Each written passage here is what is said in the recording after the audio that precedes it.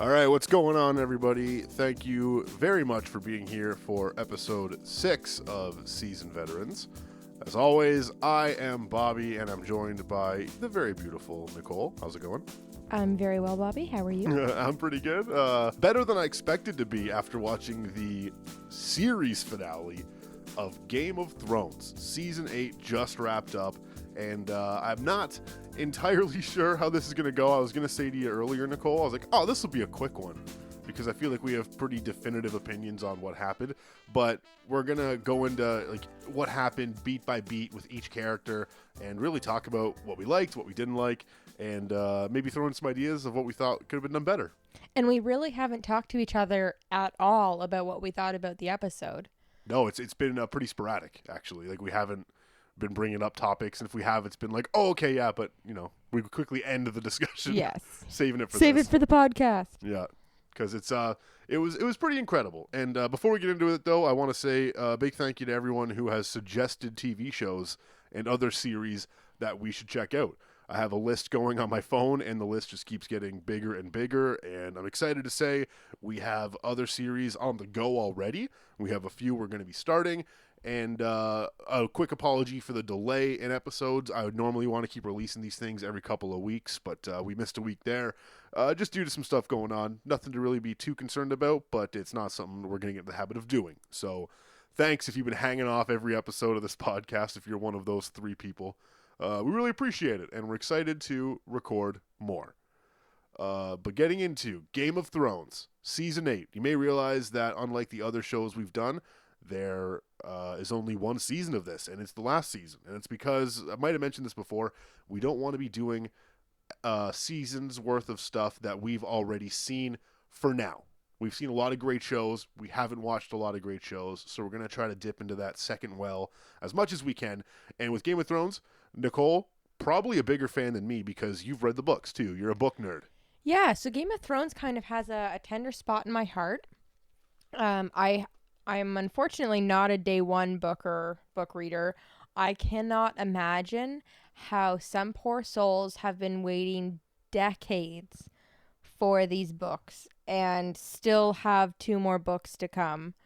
But when we first moved to Sudbury, we didn't have cable or internet access for the first few weeks. We moved in new student season, and all the appointments had been booked up for weeks and weeks. And it just so happened that the first few seasons of Game of Thrones, Bobby's cousin had put on a hard drive on our computer. Remember those days? Right? Hard drive living. Hard drives. So I was eating those up while Bobby was away at work at his new job on the days I wasn't in class. And got hooked, told Bobby he needed to watch it with me because I got tired of having to stop absorbing my day in the Game of Thrones world when you got home from work. I think I watched the first 2 seasons by myself, and then we rewatched the entire, I think there was maybe 4 seasons out at that point, 3 or 4. And we flew through them and then got into the waiting game of season after season. I think between the 4th and 5th, I absorbed all the books. I read them in a summer. Yeah, for people who don't know Nicole personally, she demolishes books. She will eat them up like it's chicken nuggets in a 20-pack. She will just crush books. So going through the entirety of Game of Thrones up until what was going on at that point, you may think if you've read the books, that probably takes a month or so. I would say less than 2 weeks you would hammer through the entire series. Yeah, I read them really quickly, and then I instantly started rereading the series as well. Because there was so much that I was like, okay, I need to read this all again and, look at it from the light of what I know now. And that's, it had been a while since I'd had a series of books where I was waiting eagerly for the next one. Yeah. And that was really cool. And now here we go again, waiting forever for new books, as I have been. Yeah, when you said that earlier, and you're like, we still have another 2 on the way, in my mind, and I haven't read the books, so I don't really get to have an opinion on what's going to happen with the books, but I'm in that camp of they're never coming out. It's not going to happen. I don't like it. I think that's a very unfair thing to do to fans, and I've had other book series, television series, other things I've invested my time and interest into have a very similar outcome, and it's frustrating. You know, it's not. I'll say right now, like, don't expect this entire podcast to be like, we signed the petition to rewrite season 8. Like, nah, fuck that, okay? Like, those people did their job. We just don't like how they did the job. But guess what? They're writers. We're not. You know, like, the job has been done to the ability it needs to be done. You don't have to be happy with it, but it's still there. So I'm not going to have a huge opinion on it, but I don't think that's ever going to happen. You and a lot of people make the joke that, like, oh yeah, he's gonna die before another book comes out, and like, good God, that is a possibility. But I do genuinely think he's working hard on these books. It's been something I read. He first started not actively writing the series, but like creating the ideas and this first inklings of what would be Game of Thrones in 1972. That's absurd. But I Before Star Wars. Yeah. BSW era, for those of you who follow along that calendar. Oh my God. The humanity. Yeah. But I think he's genuinely working hard to come to a satisfying ending. He doesn't want fans of the books and the show alike to react the way so many people are right now, that this isn't the right ending. This isn't what we've waited for. We've invested so much. Think about the people who have been reading since day one. Like, you've invested like your life. But he's expanded the world so much. Like, there's a lot of world building and extra novellas and whatnot that I haven't read yet, because I've been kind of waiting for the show to conclude before I deep dive into the world, just to kind of keep them a little more separate in my mind. And I think he's just got so detailed with the world that it is hard to keep it all straight and work towards a satisfying ending that concludes all the different pieces. Like, we were never going to get all the answers we wanted in the show. It was, you know, I think a lot of people do feel that way, that this is the only ending we're going to get. And they expected more than we would ever get from the show, because there's too much detail. And especially now that the dragons are bigger, the dragons are central, same with the direwolves. It's too much money on CGI. It's too much money for these way bigger named actors and actresses than they were when the show started. Like, the budget can only get you so far. It gets strained after a while. Exactly. It's not like with a book where you can get as detailed and nitty gritty with the book as you want, and it's not going to change the price point that much of printing and publishing. Yeah, you can have a 600-page book, and it's gonna, like, again, I've never read the books. I'll keep reiterating that so people don't be like, oh, clearly you've never read the books. Like, no, I haven't. Okay, I'll be straight up with that right now. Pleb. Yeah, it's just too much. It's like, for me, like, I like reading. You know, I've read some really deep series before, but like, you know, it's very similar. Like, I can just watch it. You know, like, I get the story, and then maybe if they finish it, if it's like a full complete book series, I'll dive into it to, like, you know, give it my time. But, you know, I've been burnt before. If we get the Winds of Winter, I'm definitely forcing you to read the series and wait with me for the next book, because it is so much in My wheelhouse? your wheelhouse. Yeah. It's just, I've seen a lot of criticism, and like, I've experienced this with other writers, or authors, I should say, as well, where it's like George R.R. Martin goes into huge detail about like meadows and how like decadent the food is, and like, you know, how grandiose everything is in the realm. And it's like, I get it, but I know writers who achieve that in like 2 paragraphs. And not overkill, but just like set the stage in your mind so well. And I feel like I'm almost spoiled in that regard, where like I would be like 3 or 4 pages into like, and the turkey was succulent, goblets overflowing with meat. And be like, I get it. It's a fucking dope party. Like, let's get going. I could be wrong. Like, I don't want to get into the nitty gritty and like I could be wrong. You know, his writing, but like I don't. I think, yeah, there are certain passages like that, but I don't think he overdoes it. Like, There was a stunned silence from you for a second. Well, no, like, I just, like, it, again, it's been a while since I've read the books. I think I read them by the end of the summer 3 times in a row. But it has been a while since I've read the books, but like, I don't have that memory. Do you remember what your favorite chapter was out of all the books? Oh my God. There's only one answer. Hodor's chapter. Yeah, of course. Honestly, that reveal. Gripping. Ooh. Gripping. Oh, yeah, from a prior season, yeah. But for season 8, see, and I know we're going to get into it right now. I just want to say that was probably my big deal with season 8, was that there weren't enough reveals. Things that I wanted to lead places didn't lead anywhere, and that's frustrating. And I feel like we're gonna talk about each one of those situations as we go down the list. So unless you have anything you want to jump in with, we can get the list going on this. Well, before we get into the list, I have 2 questions for you. Okay, here we go. Oh yeah, you said you wanted to ask me Yeah. a question before we get into this. Okay, let's hear it. Oh, I got my Game of Thrones answering pants on. Okay. Their track. I think I'll ask them both, and then you answer them both. All right, hit me. Were you happy with the last season, and were you happy with the last episode? Like the finale, like Jeez, the not big well question the off the hop. with the conclusion, with the ending. That's I that's a don't tough not one. not getting into like the nitty gritty so much, but kind of a quick like summary. For the season, I would say it was, and like I kind of thought this earlier when we were like doing a little bit of research on our own about just things we wanted to talk about in the podcast. It felt like a good season, but I was expecting great. Like things came like there's a nice little bow on top of this Game of Thrones package. I can't argue with that. It's not what I wanted it to be.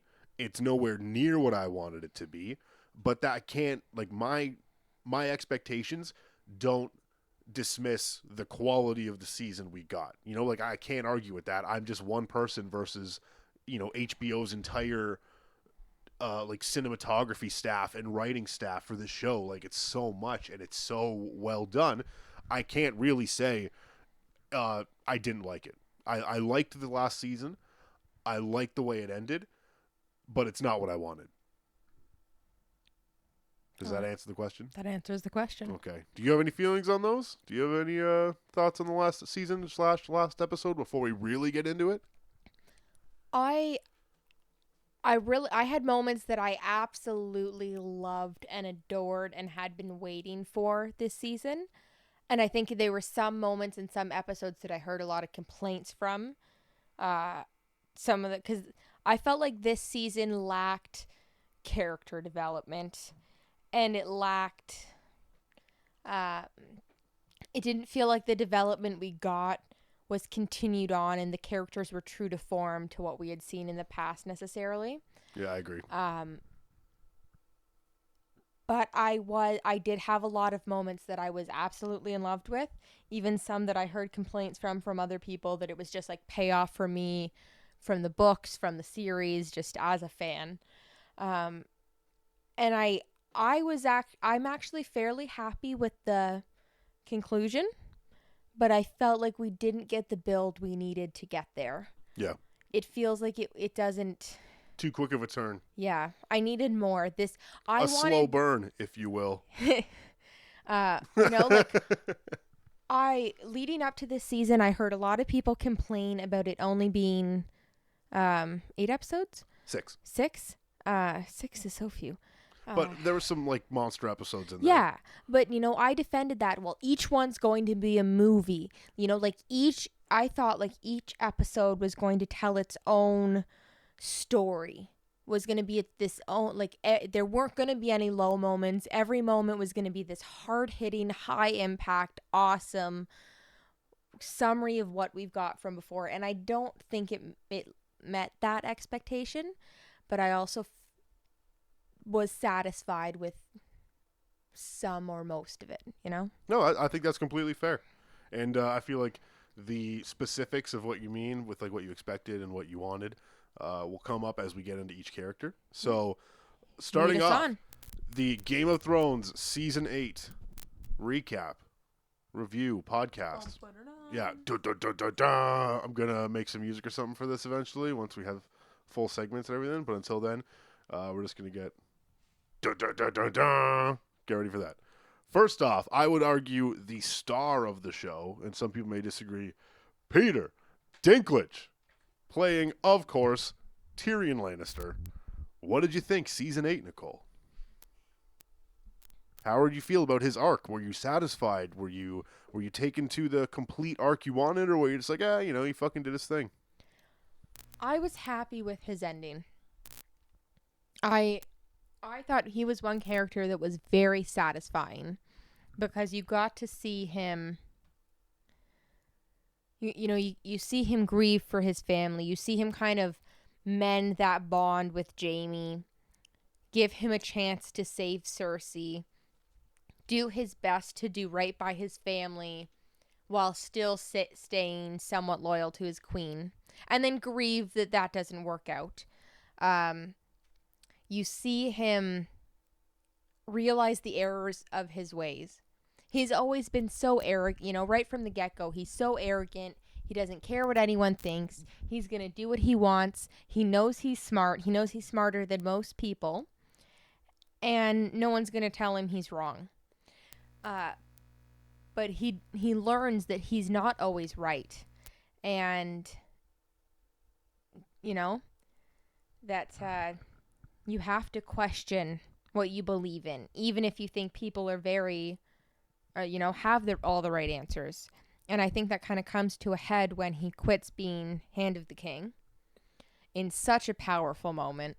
Honestly, I think the most powerful, opening them walking through King's Landing all burnt out and having it on Tyrion's face was so powerful. That was his home. That was his home. Yeah. That was some phenomenal acting from Peter Dinklage. I want to see an award for that. That was moving. That was powerful. Yeah, no, he did a good job with what he had.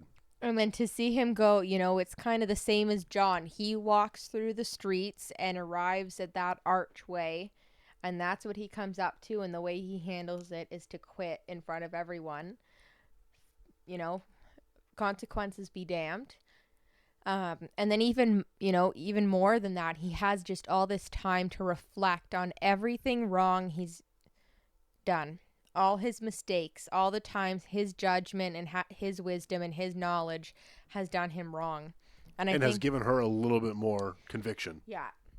And I think that what he says about Daenerys, that she doesn't know when she's wrong. He does. He learns how to. And I think that's an interesting counterbalance.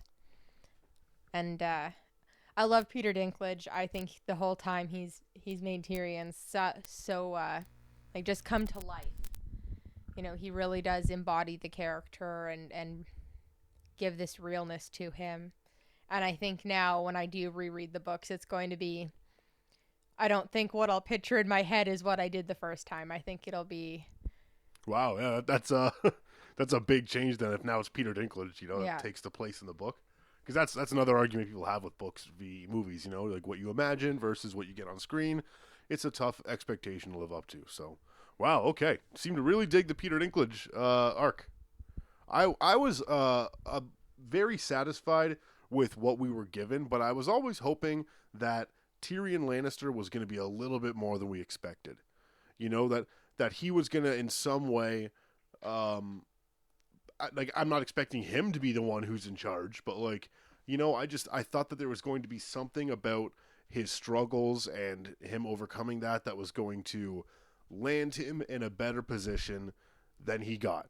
And I understand being the Hand of the King to Bran ain't bad. Second most powerful man in the realm. Yeah, but I also think that it's not going to be that luxury job that we've seen other people have, where you're just rolling in it all the time, doing what you want because you're the second most powerful person in the entire land. Oh, Nicole's having a bit of a sneezing fit. You got this. This is what we get for leaving the window open because it's such a beautiful day right now. Oh my God. Wanted to enjoy the breeze and the sun, talk about Game of Thrones. Allergies are great. Yeah.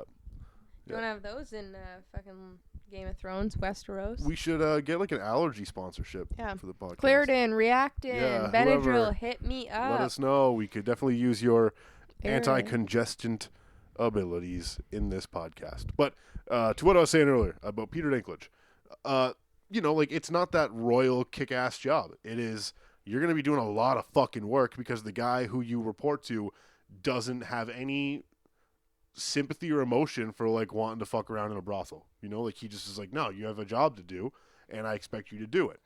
He's not going to be like a dick about it, but you know what I mean? Like that's, I think if anything, that's worse, because then eventually you could like, oh, I'll hide it from him. You can't fucking hide that Yeah. shit. You know, like that's what I mean. It's going to be that really difficult test, which will pay off in the end. But I don't know. I expected something more from Tyrion, and I wish I could say what it was. Well, you've always said you thought that Tyrion would be the third head of the dragon.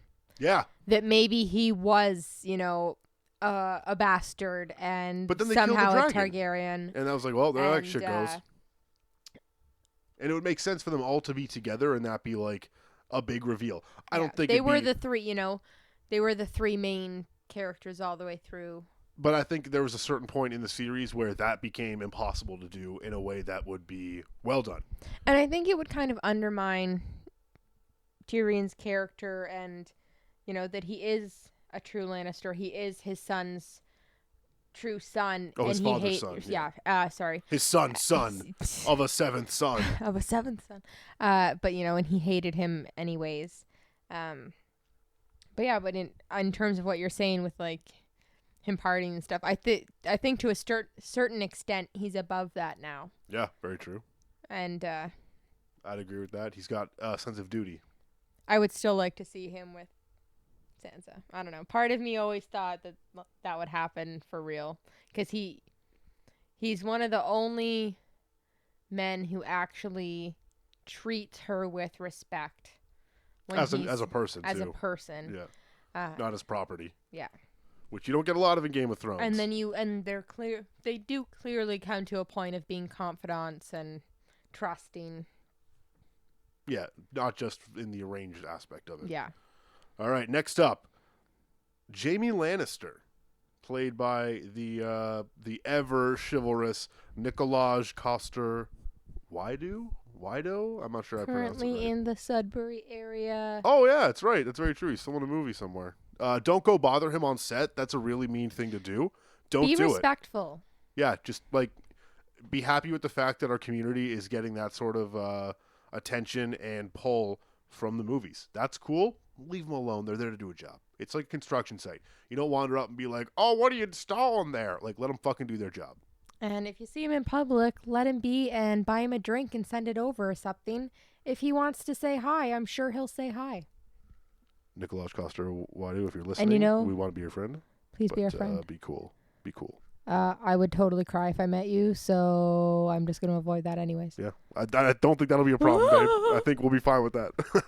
But his performance in this final season, I had some issue with, and it wasn't based on what he did as an actor portraying a character. I thought he did a fantastic job.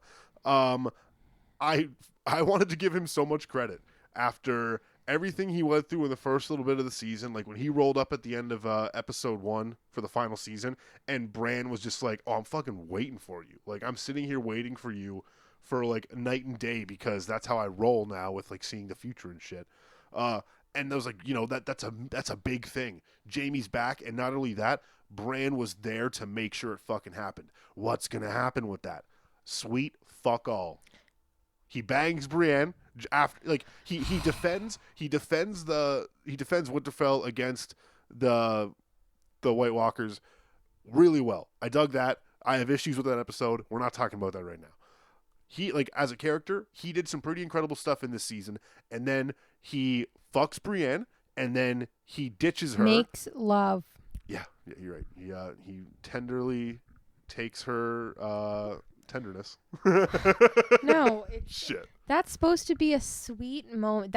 But that's not what it came out as. That, to me, that came out as like literally like 2:30 at the bar, and you're waking up at like 7 because the sun's coming in, and you're just like, oh fuck me, I got to get out of here. And that's not what that should have been. To the point where I thought when he left and he's like, I did all these horrible things for Cersei because I'm just like Cersei, so I need to be with her. I thought that was him in his way of not being able to say it, being like, I need to be the one that kills her because I am what helped her become this. And then he gets there and is like, I love you. Please come with me. Like, what the fuck are you doing, dude? Like, that upset me so much. That was, yeah, I was very unsatisfied by that. It That would have been was. such a sweet ending. It took one of the high points for me and spat all over it. And Because they sacrifice fucking Tormund and Brienne for that moment and then just throw it away. and there's even a way where you can still have Jamie leave Brienne. Just fucking write her a letter. Avoid that stupid scene by the horses and him yelling at her. It was so mean, and I couldn't get behind that. It was heartbreaking. Like, why build the character of Jamie to be like, he's like an unmoral I'm gonna cry knight. just talking about it again. Don't worry, we got Kleenex, baby. You're good. But like, you know, he was always that knight that like had questionable morals, not just as a knight, but like with what him and Cersei were doing. And then it was a lot of him learning that he needs to fucking pick sides in his own life in order to properly serve the people he cares about. Which would have been a great fucking story to wrap up on, instead of him being like, I love you. I don't really love you. I love my sister. I'm going to go get my sister, and then we're going to die together because that's how I want to die. Like, why redeem that character if you're just going to kill him with the person he redeemed himself from? I don't get it. That to me was the frustrating so part. much. Like, Jamie knighting Brienne. Beautiful moment. Oh my god. One of my favorites. One of the top moments of the season, I would agree. Yeah. And there's a few. There's some really good moments in this season too. But some of the Jamie and Brienne moments have been some of my favorites of the series. Yeah. That plot line, the two of them bonding and revealing a side of each other that is so private. No one else knows. No one else really knows. You know, I think Brienne is one of the few people who really knows why Jamie became the Kingslayer in the way that he did. Understands the weight of an oath. Yes. I would say Brienne understands that more than anyone else and doesn't give Jamie shit for it. Exactly. Which is a big deal. People forget that his oath is to save the realms or like something like that, you know, like to protect the realms. And his fucking king was burning members of the realm for no reason. Like, what do you do to protect them? You fucking killed the guy doing it. Like, he was sticking to his oath. It's shitty that that's what it comes down to, but that's what Game of Thrones is, that murky gray. Exactly. And Brienne understood that and accepted him for it and for everything else, and he fucking yelled at her in the rain and rode away on a horse. It's like the ultimate ghost. It's horrible. And the only way that would have been better is if Ghost was there. What a fuckboy. He turns into such a fuckboy. Jamie, you're better than that. Yeah, but you know what? Oh my god. She should have known better than to hook up with somebody with bling. That's an obvious sign. You go to the club and bring home somebody with like gold accessories to a big degree. Nah, you're not. You only do that to rob the hand. Yeah, rob the hand that fucks you. Gross. There you go. All right, next up on the gross list, Cersei Lannister, played by Lena Headey. Another great performance. Hated her every fucking step of the way. Fantastic job making me hate her. Can't argue with that. If anything, as I'm saying this now, I would say she was one of the only characters who stayed true to what I expected from her. She was evil and just a straight up manipulative bitch right to the end.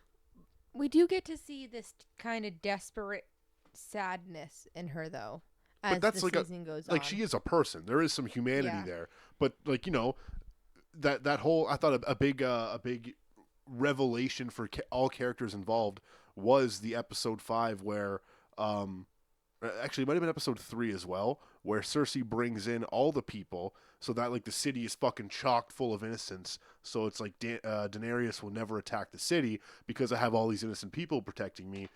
Take that. That's a really evil move. Like you're putting innocents' lives between you, somebody who is willing to do that to innocent people, and somebody who could kill you. That is so evil on so many levels. I don't even have time to get into it. It's a great plot device.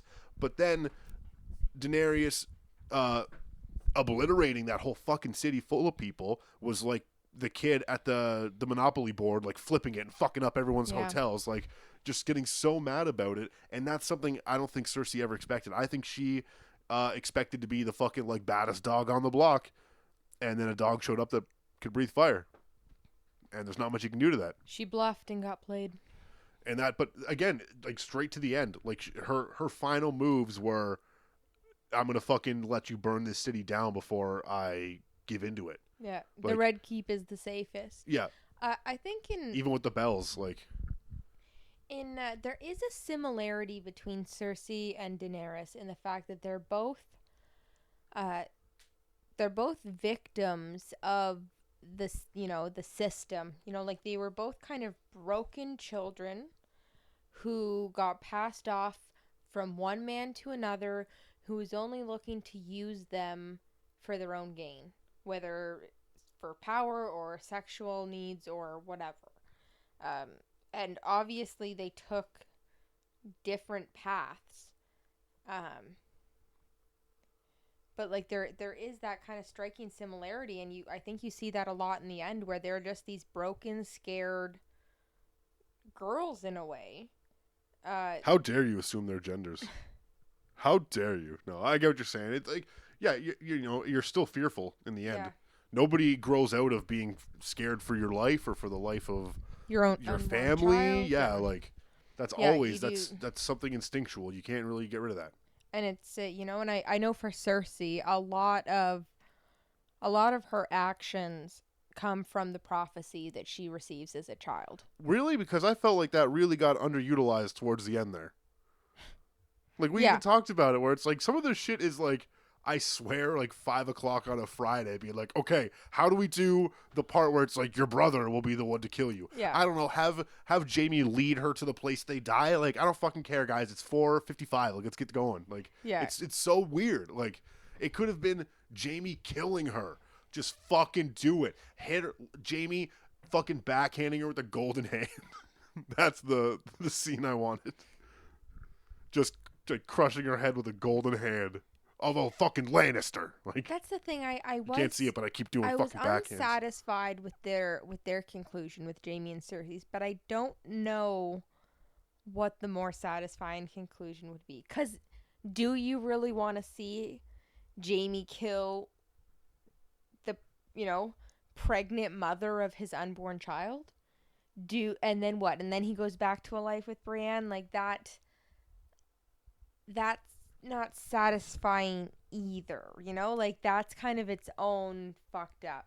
I did have something I expected to happen in some degree, and it could play out in one of two ways. I thought Jaime, when he was going to go back to kill Cersei, this is the impression I'm working under, he was going to do it, she was going to die, and Zombie the Mountain was going to find him and fucking kill him, and then the Hound was going to find him and kill the Mountain, and that was going to be the final showdown. Domino of killing. Yeah, because they were all trying to run, like it's an area they all know. Like that would have made a bit more sense in my mind. Other way it could have went was Jaime showed up, is nice to Cersei and is like, I love you, but the Mountain, being all fucking zombie, is like, this guy's here to kill her. They get into a fight, and in the ensuing fight, one of them kills Cersei. And then I don't really give a fuck about who kills who after that, because like, to be dope. I will say this too, was hoping Jaime was gonna do that sweet move where he catches a sword in his golden hand. Love that shit from like season 4. Yeah, that was, and like everybody in the sword fight like looked and was like, oh fuck, never happened again. That would have been cool to see. Well, that's like, we don't see Arya use her face abilities all season. Why did what she trained to fight? I get that. She needed to move silently. I get that. Why did she need the faceless stuff? Although I did kind of have a mini theory thought that maybe something to do with her being a part of the Faceless Man and we're getting too far away from dealing with okay, yeah, Cersei. we'll get into that. Anyways, so I feel like remind we've me of my Cersei. Don't let me forget. I will. Next up, Daenerys, played by Emilia Clarke. Thought she did a great job, especially since she was doing things she clearly didn't want to do in this season. But she still, she could have phoned it in. She could have made it fucking shitty. She delivered. What she delivered, I'm not happy with. Not from her not trying. I'm not happy with what the material she had to convey on screen. I think her acting is the only saving grace of the Daenerys conclusion. Like, don't get me wrong. Part of me has always thought we were going to see that side of Daenerys, that like they didn't build to it properly, I guess is what I'm trying to say. It's not that it's like, oh my god, I could never see this happening. It was too subtle, and then it was in your face. And exactly. And her sacking King's Landing, I believe is planned both in the books and in the show, because we see it's one of the prophecies. Her walking up to the throne room in the ash and the snow with it destructed. And almost being able to touch it, but not being able to touch it. Yeah. Right? Yeah. I know what you mean. I remember seeing that in the episodes way back. So she almost gets it. She fucking almost gets it. Exactly. So I think, and I can see, I was right there with her. When she was getting mad, when she started to fly again, I was like, oh, fuck yeah, she's going to destroy the Red Keep. Yeah, go fucking light that bitch up. Yeah, and that I was down for. And then the children and families are on screen. And then the children and the screaming and her troops in the streets. Like this, it wasn't addressed enough, but she definitely killed some of her own people. Yeah, didn't give a fuck. And not just that, those are her citizens as well in King's Landing, taking over as the rightful queen of the 6 kingdoms. And I didn't like how specifically when Tyrion was talking about it, how they just quickly were just like, oh, liberate has actually meant kill everyone for a long time now. Like you're not wrong, but it hasn't meant kill everyone and leave a city fucking empty. It's mean like eliminate the establishment that's in place because it's like slaves and it's fucking like high ranking merchants and shit like that, that all the people, like even Tyrion says it too, like the people, like the fucking slavers who could say they shouldn't have been killed, the people who crucified those children, obviously they should have died as well, but like what the fuck did the people in King's Landing do? You know what I mean? It wasn't like there was an escalation. In my mind, it was like, yeah, you're killing people who really shouldn't be doing this stuff, and then all of a sudden you kill a bunch of innocent people. And I think... if it had been like, no, they were actually killing a bunch of innocent people, like, honestly, they could have... like, Tyrion, in that argument, where Jon's like, no, like, they were slavers or whatever, or, like, they were merchants who, like, kept their people oppressed. Like, Tyrion could have just been like, and what about, like, their families? What about their children? Yeah. Like, do you think that they just let those people go? Like, that would have been a good fucking, like, no, she's been killing people like this since the beginning, and you just didn't think about it enough. Exactly. But they didn't do that. I think part of the problem is that her advisors had, Tyrion had to be just as shocked and stunned as the viewer. They didn't do the greatest execution of that, she always had an end that justified the means. Like crucifying those people. Crucifying a bunch of merchants is horrible and fucked up and shows signs of tyranny. But yeah, being willing to do that. Being willing to do that. Even being just willing to kill people in those ways. Like, yeah, exactly. Crucify them. That's not a fucking nice way to go. Messed up. You like starve to death and you start like dying inside, like. And even when she arrives in Westeros and starts killing people by fire rather than execution. Yeah, the Tullys. Like, that's not a nice way to go. It shows this lack of moral. I don't know. Conviction. Like, yeah. This moral ambiguity that's that when you look at it all together and in the hindsight, it's like, yeah, okay, that we kind of missed it. We ignored all the signs because she's doing this great stuff. She's saving all these people. But they didn't focus on that. They just focused on the crazy part. Yeah. But I think part of, I don't know if this was their vision or not, but what I'm trying to take it as is that we were supposed to be swept up in it as much as the people supporting her. Because there were people who left her at multiple stages. She had advisors who told her not to do the things that she did at every one of those cities. And people who left afterwards. Or who voiced their opinions and then died in the aftermath. And then, it doesn't really matter what they thought. Yeah, exactly. Who cares? You're dead. So I think we, as much as Jon, as everyone who supported her all the way,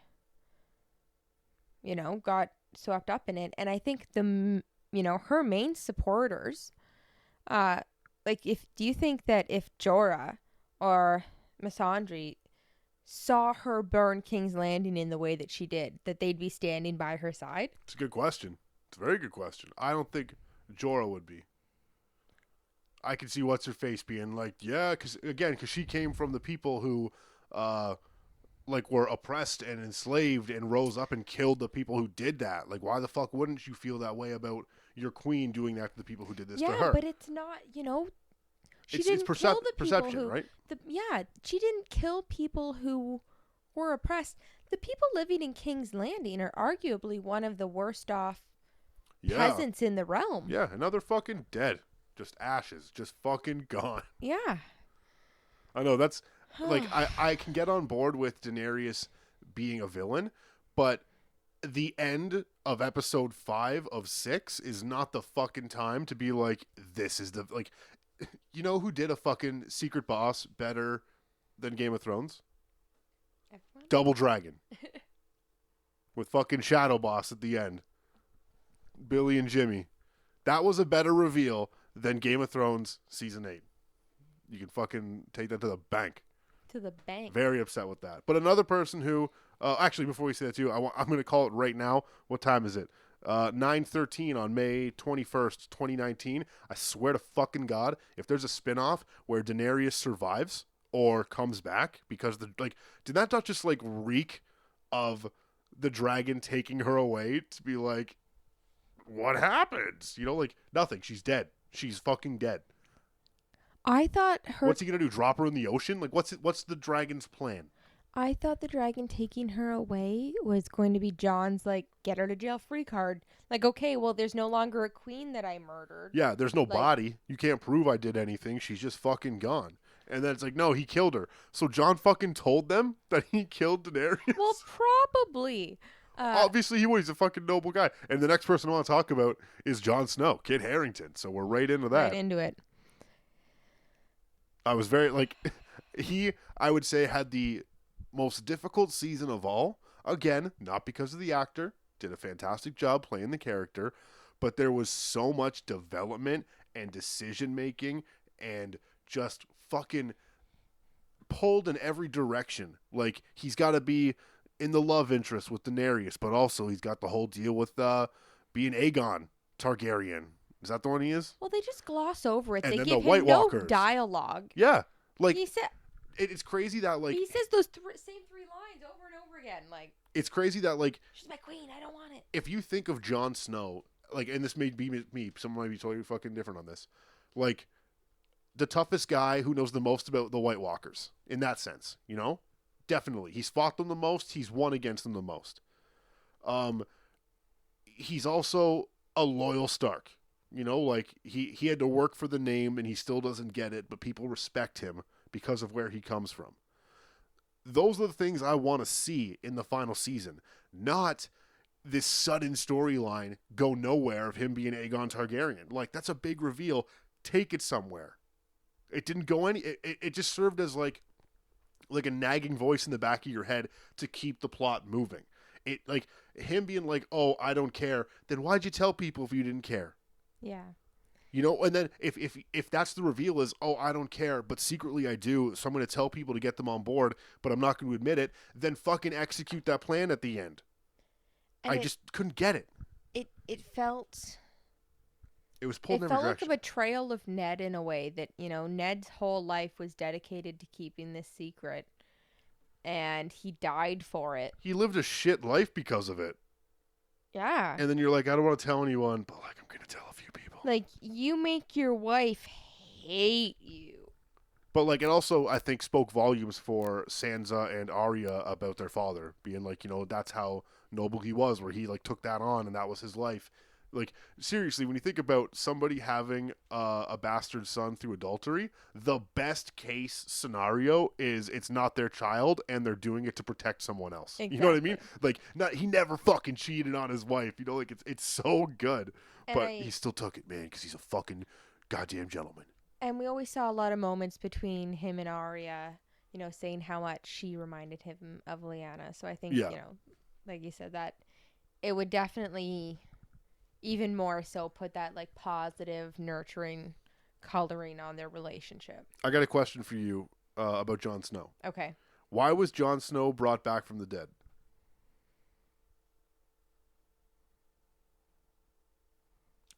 To kill Daenerys. Is that it? Because I'm not trying to be fucking smart here. I don't know why. Because it seems like if like the god of fire was in charge of shit, don't let your boy die. Yeah. Like that worked out for future talking in the podcast for Sir Beric. He died so many times. He got stabbed so many times. He fucking knew what it was like. He could take it. Love that story. Probably the only storyline I'm actually super happy with. But to jump back into the Kit Harington one, why did he die? So Jon does a lot, you know. To tell Tyrion, he's like, there's nothing there. There would be he unites the wild, you know, he convinces the wildlings to come back behind the wall or go beyond the wall from their view. Head south. Yeah. He convinces the Night's Watch to let them in. He convinces the North, you know, like, to stand behind him. Well, he doesn't even need to convince them. They just name him King of the North. Yeah, they do it for him. He convinces the North that, like, they need to join in this battle. He convinces Daenerys. I don't think, as much as Jon Snow did not kill the Night King, they would not have defeated the White Walkers. They would not have come anywhere close to defeating the White Walkers without Jon Snow. But why do you have to die for it? I agree with everything you just said 100%. Why did he die for it? Because fuck Ollie. But that's what I mean. That's a silly plot point because that could have gone somewhere. Like, he could have sacrificed himself in some way. Again, I'm not a fucking HBO writer. I don't know. Yeah. But like knowing something, you know, like, and not even be like, oh, I know what's on the other side. To be like, you had to come back to die again. That's why you came back. Instead, he came back to live his life in the North. Yeah, I don't. Then why die for it? It just feels very unresolved. And part of me wonders if it's like you know, the Lord of Light has a plan, and but Jon Snow wasn't meant to die, but people still have free will, and Ollie and friends are an idiot and killed him. Then that raises a bunch of fucking questions that they also didn't explore at all. Or he had to die. He had to die and come back so that he could leave the Night's Watch and be like, my watch is fucking ended, bitches. I've died. So he could go and become king in the North and blah, blah, blah. I love that answer simply because I like the god of fire. Just be like, how do I get around this fucking oath? Like, I'll kill him. I'll just kill him and bring him back. Like, that's how, like, fucking genius. That's how I'll make these people listen to me. Yeah. Like, you're a fucking god. Like, I like that idea of, like, I gotta play by their rules. Yeah. Like, oh, they wrote this shit down. I gotta make sure that it's all legit. Okay, so next on the list, Sansa, played by Sophie Turner. What'd you think? I love Sansa's character so much. Yeah, she became a badass. I gotta agree. You know, in the beginning, she's like annoying. She's like this little annoying girl who's so like. Don't you understand? Stop it! You're ruining everything. Yeah. When she's yelling at fucking Joffrey. Yeah. Or yelling at Arya while she fights Joffrey. Yeah. That like, bitch. It's like your aspirations in life are so stupid. And instead she becomes queen of her own fucking nation. Like it. Yeah, independent nation. Brexit's the fuck out of it. She's one of the characters who has broken my heart the most over this series, and just in what she's had to endure. And I think it's turned her. Pardon? Don't start crying. I won't. I can hear it in your voice. I hear the war will come in.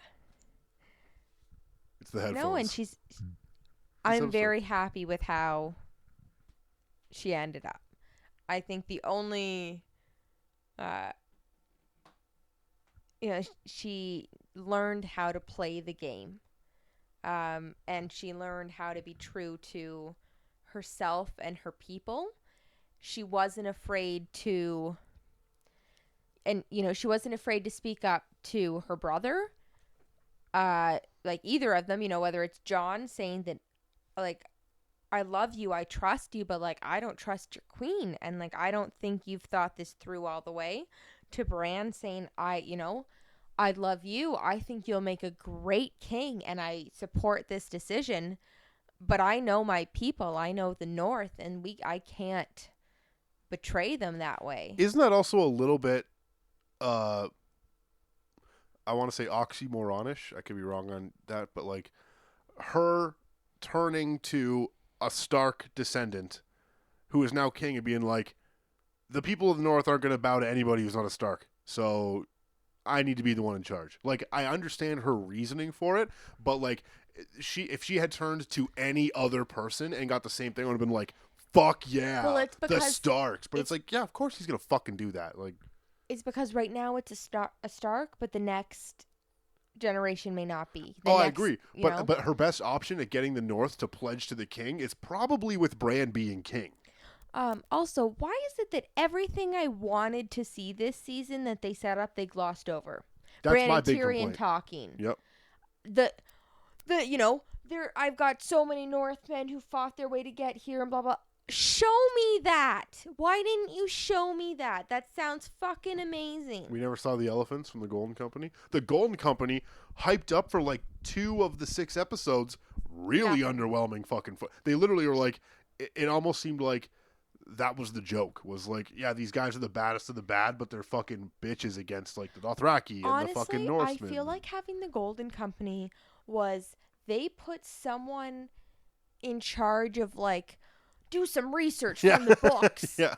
You know, we need some book lore. And they failed Just miserably on fucking it. look up anything. So, okay, spoiler alert from the books, guys. Deep dive. The only reason the Golden Company is explored in the books is because there's supposed to be the Golden Company is hiding another member of the Targaryen family.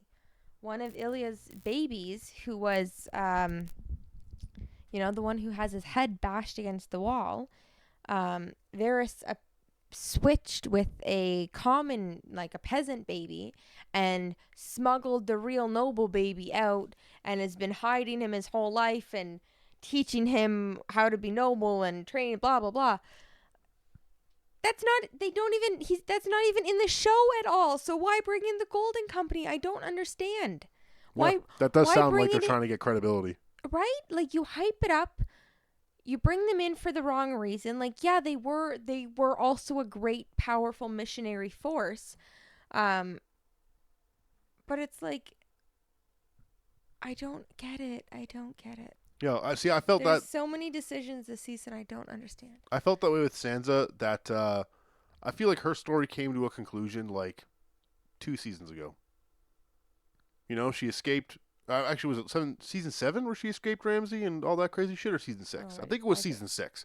Like, you know what I mean? She became the person she needed Battle to of the be a Bastards. while ago. And, like, played Littlefinger. You know, like, all that shit was figured out. Her position now was to lead the North, which is what she did. Like, there was, like, I think 2 episodes where, like, nothing really happened with her. And then she showed up at the finale. You know, I was like, oh, shit. Like, that was another thing I'd say. They had an issue managing characters this season. I'm not sure who does it right. The only thing I've seen do it right with a large cast has been Avengers Endgame, simply because, spoilers for Avengers Endgame, I'll give you a quick second to go forward because this is pretty recent after Avengers Endgame. Boop, boop, boo-doo-doo. Half the characters that are played by important people don't show up until the last, like, 25 minutes. But everyone comes back. Yeah, but that's easy to manage a cast of 10 instead of a cast of 30, you know? So with this season, it wasn't like that where it's like these people are over there doing nothing. Everything was going on at once, and I think they had a lot of trouble keeping it all managed and clean. Because even, like, we watched the finale and the end of season 5 where Arya gets on that horse and rides off. The next time we see her in episode 6, she is walking to Jon. What the fuck happened to that horse? What'd you do with the horse? Like, why get on the horse? Did you ride the horse like from one bit of the city to the next bit of the city? Like, how is that not a continuity thing where they're like, oh, we show her leaving on a horse, she needs to arrive on a horse And in the same fucking spot. And I always felt like in the early seasons they did a very good job with the pacing. They did an excellent job of showing all the characters equally. And there was a point where, like, yeah, there were so many stories, it was hard to manage. And they found a way to split it up where, okay, yeah, maybe an episode would go by where we didn't see someone's plot line, but then the next episode we'd see a lot of it, and you wouldn't see someone else's. Yeah, they had start and goes in the plots. And I understand it's the story got too big. And also, like, people are criticizing. It's Dan and David, the writers' names. I just D&D? keep thinking D&D, yeah. Real Which is Dungeons and gangsters know Dragons. Dungeons and Dragons. Yeah. They didn't sign on to write original content, to write an original ending. The books were supposed to be done long before the series concluded. Yeah, they're working with what they got. When the show started, it was not fathomable that the books wouldn't be finished when the series concluded. And they did a phenomenal job of adapting books to screen. Yep. It's a tough job. It's not just putting something on a screen. You have source material that's not your own you have to work with. And I would say it's one of the best adaptations that I personally have experienced. I would say the new Netflix series of Unfortunate Events probably is like the most flawless for me now. But that's like high concept. But where they're like the fucking sets look exactly, like this shit, like and they go all and out. it's it's shorter and sweeter in a way. It's it's the story's not as broad. Yeah. And compared to the Jim Carrey movie, they're Yeah, they crammed like 3 books into that one, I think, or something. That's for a different podcast. We talked about okay. series of I could get into this forever. It wasn't. I wasn't. Yeah, they didn't. It was too much for them to do. Like the parameters of what they were getting into. Like, I think they knew this could go on forever, and the money would run out, and you would never get it in a satisfying way. But I thought this season needed more. You needed more dialogue. I wanted more of those moments of just the wit and but they couldn't do that because that's all George R. Martin, right? So in a way, what we needed was for the books to be finished and then they make the series, and then everyone would be happy, hunky-dory, but then there wouldn't be any more Game of Thrones to look forward to now. Yeah, we're in the darkest timeline, so exactly. That's what happens. All right, next character, Arya Stark, played by Maisie Williams.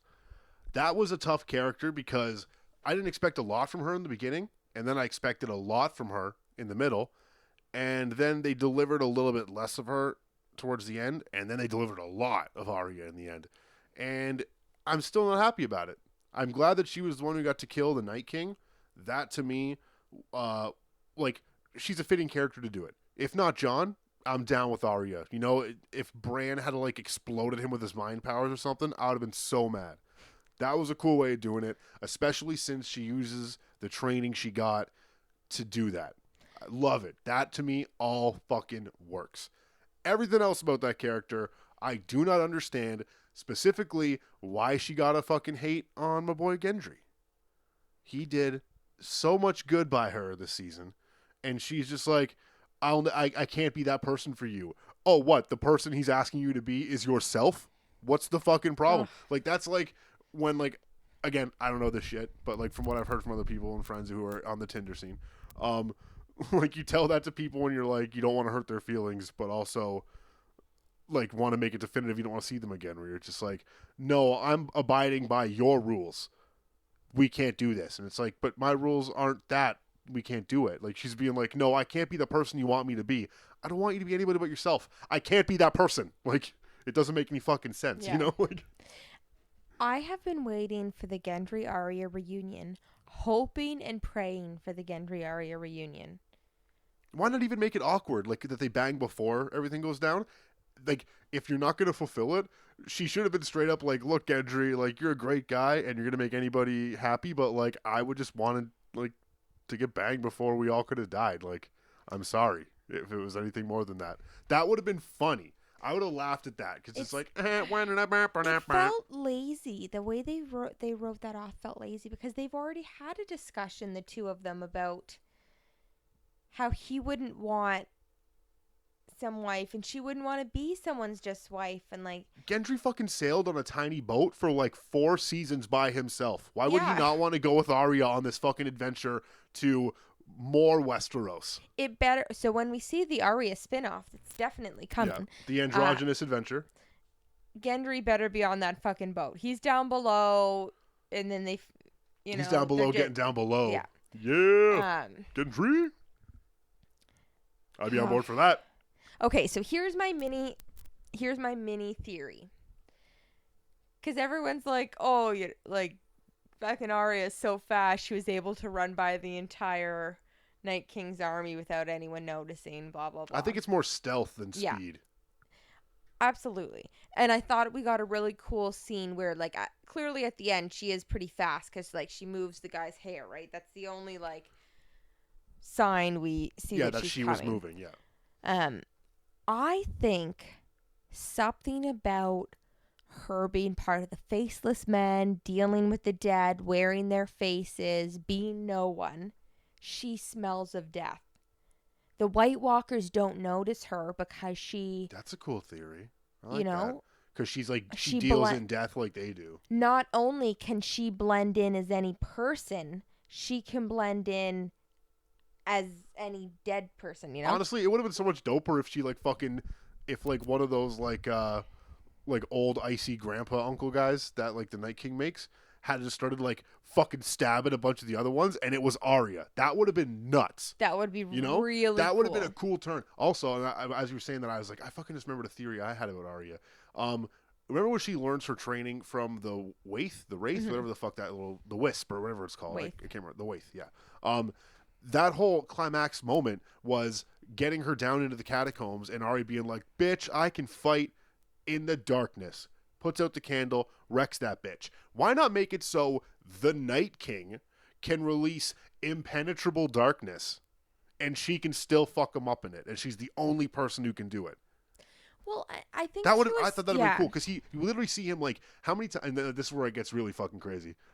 He raises the dead with like that hand motion, right? Brings them all up. What if he did it backwards and it just fucking went pitch black? And he's the Night King. That would have been sick. But she could still fight him. Nope. Nothing. Rattling. Maybe I should be an HBO writer. Like, that just would have been such a sick reveal, you know? Because we see him bring in the weather too and bring the storm. He's not the fucking Snow King or the Ice King from fucking Adventure Time. He's the Night King. Bring the night. I thought that was the most poorly lit episode of television I think geez, I you have and ever a million seen. other people on Reddit. You're right. You're not wrong. It's just fucking nuts. See, that's an issue I do have with this season is I've heard a lot of people complaining. By a lot of people, I kind of mean, you know, the people I interact with or see online. But I've seen a lot of complaints that there wasn't enough action this season. Some people said there was too much talking.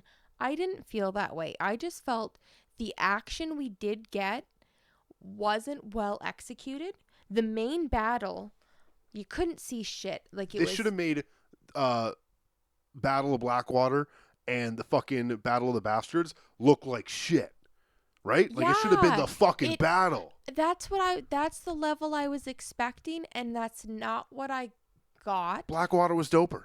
And I have heard that, like, okay, maybe if you fuck around with your TV settings really well, you get something better, and it's better quality. But like, cool. Oh my god, it right? hurts me. For one episode in an 8-season series, you have to change your TV settings to really get it. Like, what the fuck avant-garde shit is that? and yeah, I get what you were going for with the storm, and there were moments where the confusion that everyone else, you know, that the fighters were feeling, the jump cuts too, yeah, the panic. No, that's the thing. There shouldn't have been you know. There were more. Just put your head in your hand. Ah. I can't even get the words out for how much it hurts me. Well, on the plus side, we've covered basically all the main characters now. So now we get to rapid fire through the secondary side characters, who I think we're gonna have a lot more fun with. Okay. Particularly, I'd say one of your favorite characters, Sir Davos, played by Liam Cunningham. Oh, Sir Davos. He was Sir Davos right to the end. He was the middle of the road they needed in so many instances. I loved it. And I love his last line. Well, I don't know if I get a vote, but I. Yeah, you fucking get a vote. Like, Yeah. you are the man. You not like he already established himself as a savior of the people before the Game of Thrones series even started. Like, you know what I mean? As a character, we already knew what his moral allegiance was, and he never wavered. Not for a second. How many fucking characters can say that without dying in Game of Thrones? Not many.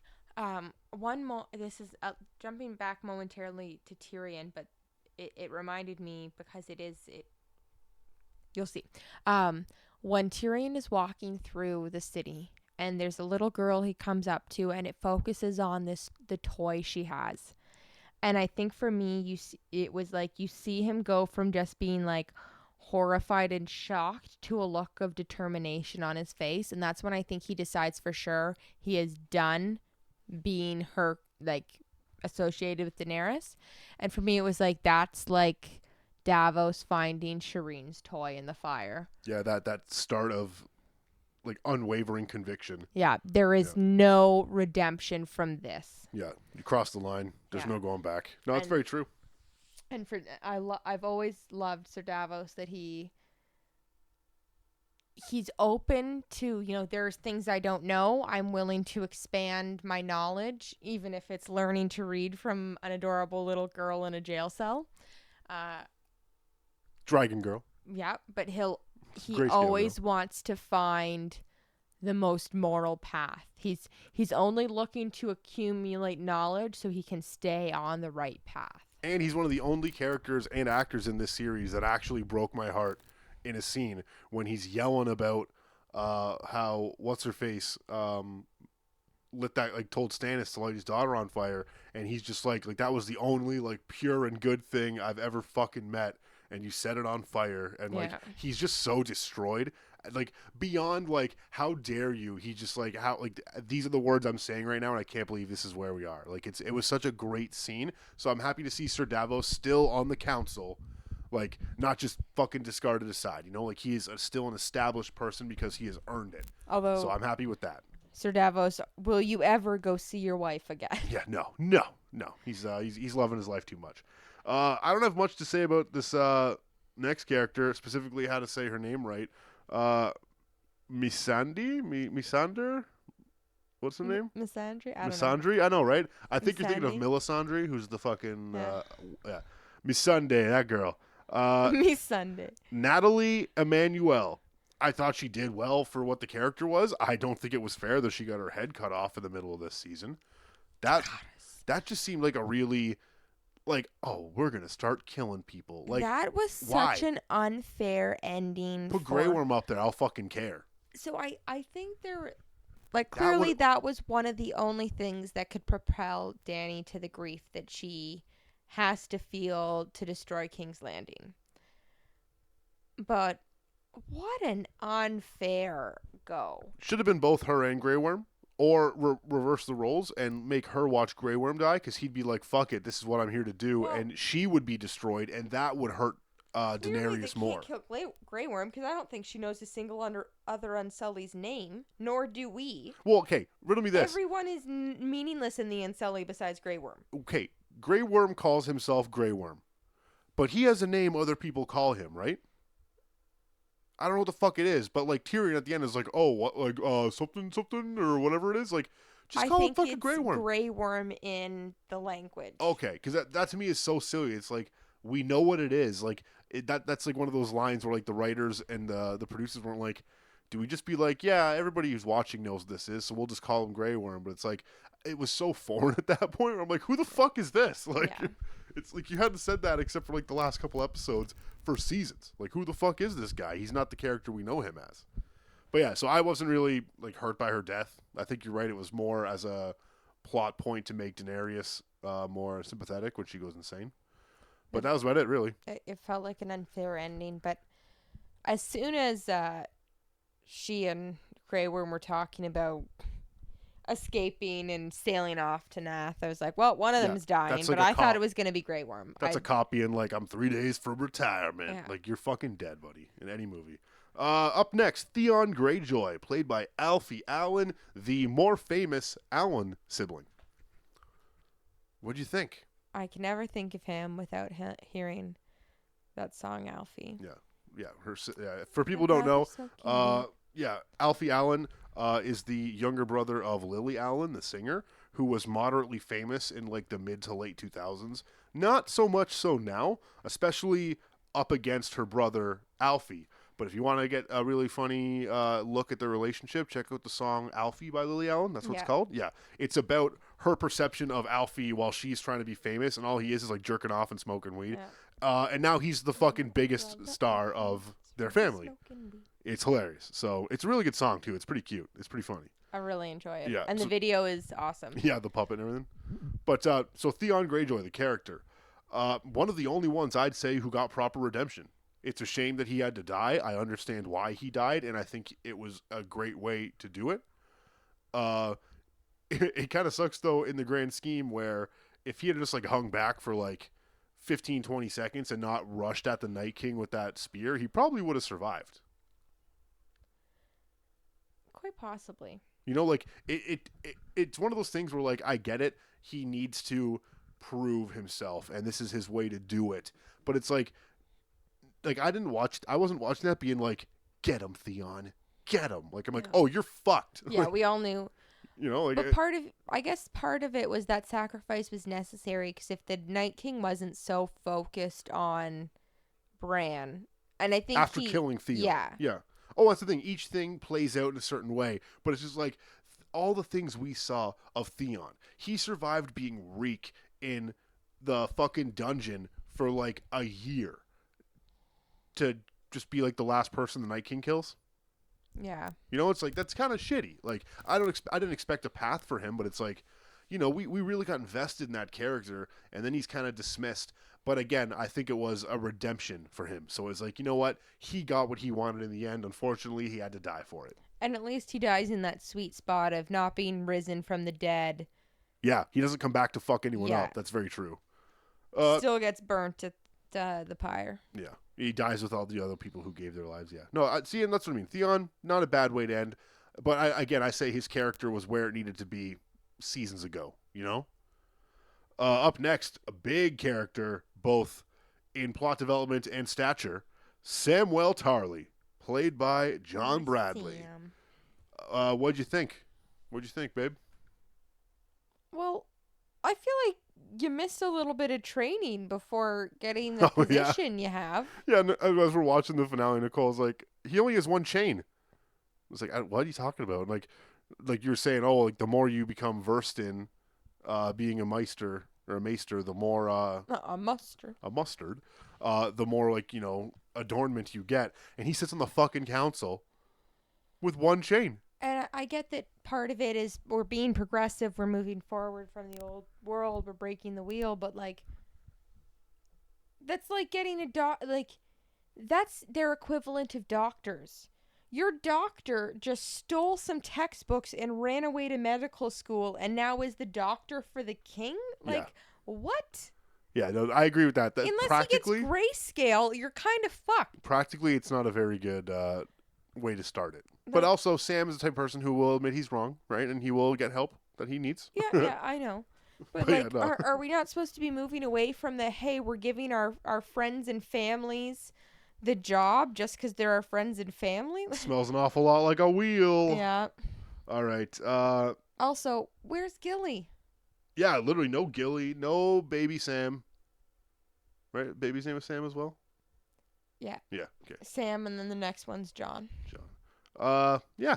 So I thought, again, right back in the category of character who did what he needed to do seasons ago. He brought them the dragon glass cure, like, you know, or sorry, I should say solution, to be like, here's how we kill these guys. Like, that was his big addition to what's going on, you know? And, like, I'm down with that. But honestly, I kind of also like, too, his participation in the big battle where he's, like, unwillingly fighting. Yeah. I thought that was pretty neat.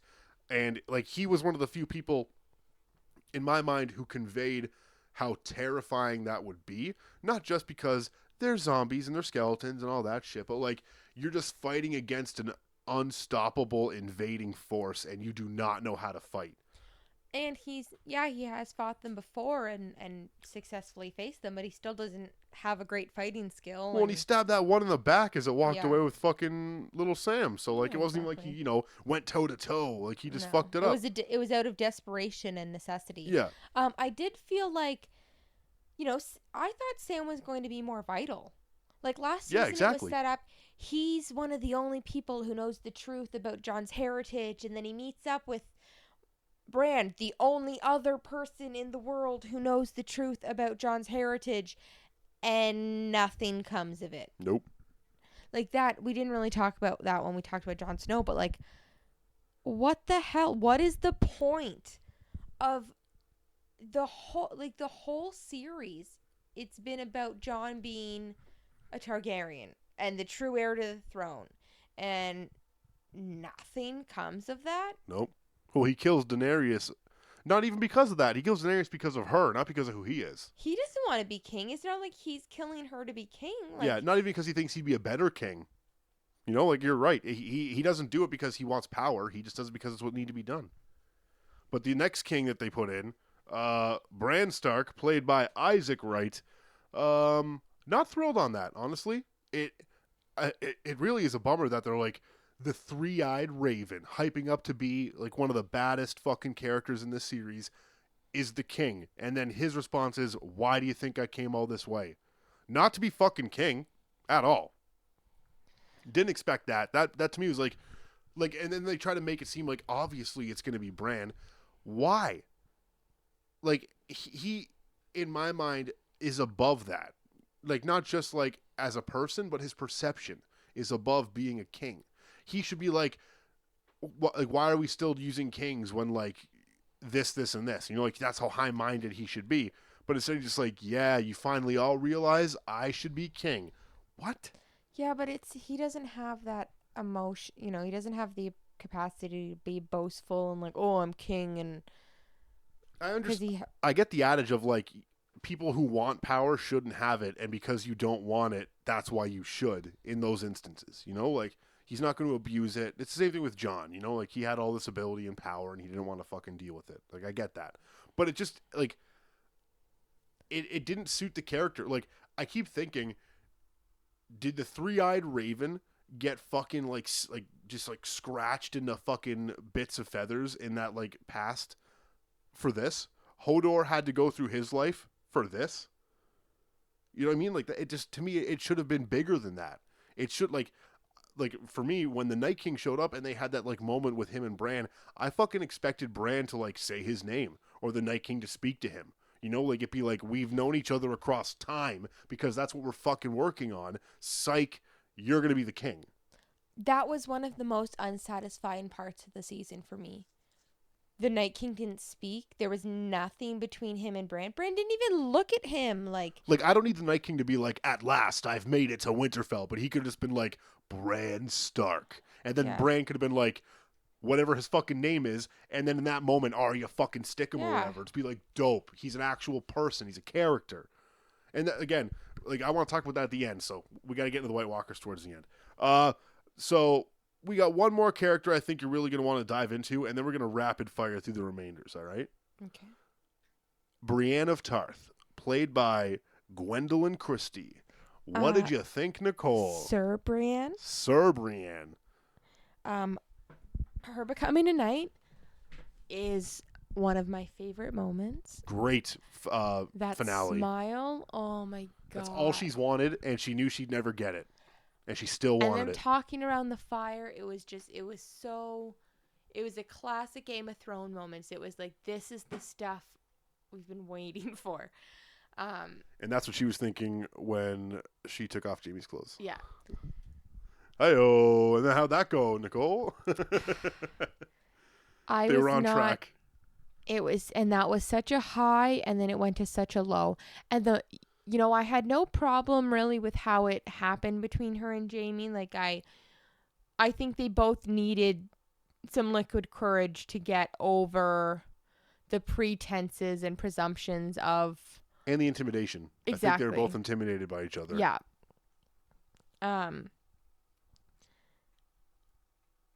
But yeah, Jaime walking out on her, like, are you kidding? He yelled out on her. He walks out, and then she follows him, like, wakes up, finds he's not there, goes to find him. He hasn't left yet because he's a dumb fuckboy who can't get his shit together fast enough. He had to gather his golden hand.